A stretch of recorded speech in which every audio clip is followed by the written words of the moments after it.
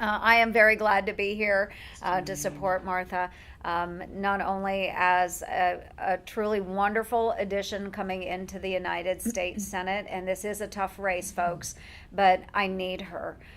Because not only is she a brilliant legislator just across the board, she's a brilliant legislator, but she also has worn those boots that I've worn and has been a very, very successful leader in her own right in the military.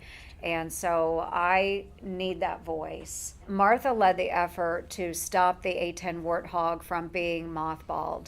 And Martha is an A-10 pilot. And there are a number of pilots that our ground troops, especially our special operators, truly admire and respect and depend upon. And those are the A-10 Warthog pilots because they can provide that close air support for those ground troops, danger close situations. And my special operators were reaching out to me saying, you have got to stop the Air Force from putting away the A-10s. We absolutely need that airframe and that capability to protect our men on the ground.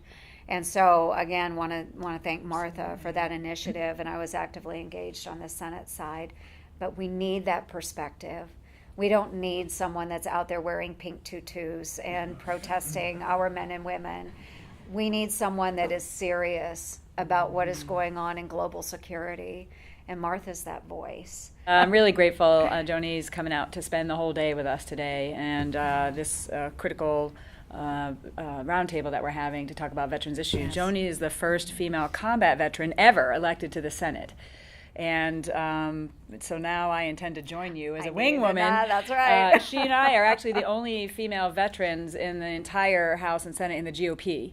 We're just two of us. So, we obviously need more veterans in Congress.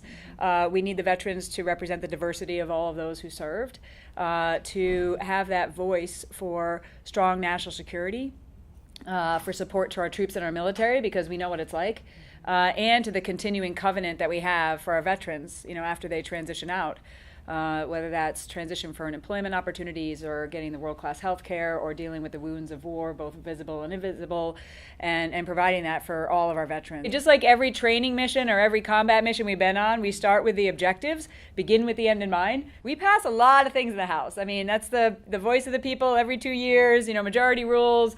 We're like the hot cup of coffee, spilling Yes. over, and the Senate's supposed to be the saucer, although the saucer is a bit broken these days. We're really cooling But, things off. we pass a lot of really important legislation in the House, but a lot of it goes to the Senate and doesn't move. And you actually don't fix the problem unless you can find a champion in the Senate who's going to move it through, get it through committees, get it on the larger bills, and get it on the president's desk. And that's where partnering with Joni on some of these key issues has been critical. We've had some key votes in the House and the Senate, and oftentimes the barrier we have is the other side of the aisle is often trying to protect the union and the bureaucracy instead of the veteran. Mm-hmm. And so, we had one key vote, for example, which is an amendment to one of the VA bills that simply said that VA employees can't use their taxpayer-funded time at work to do union business.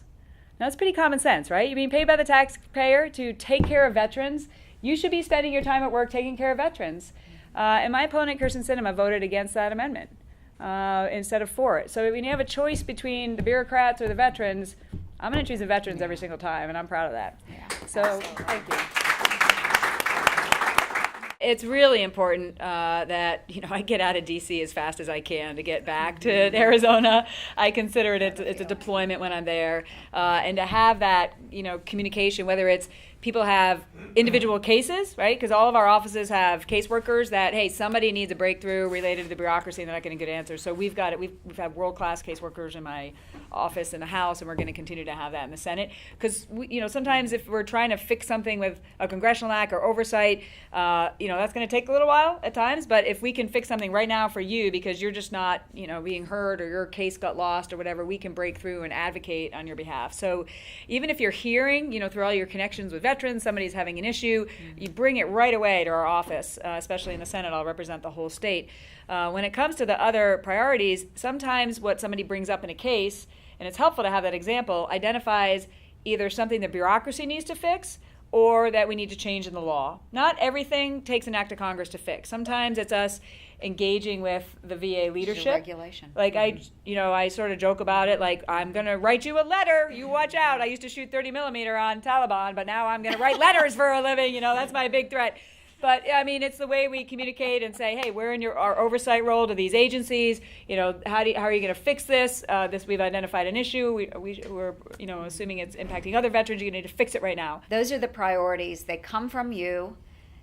We have to know what issues you have.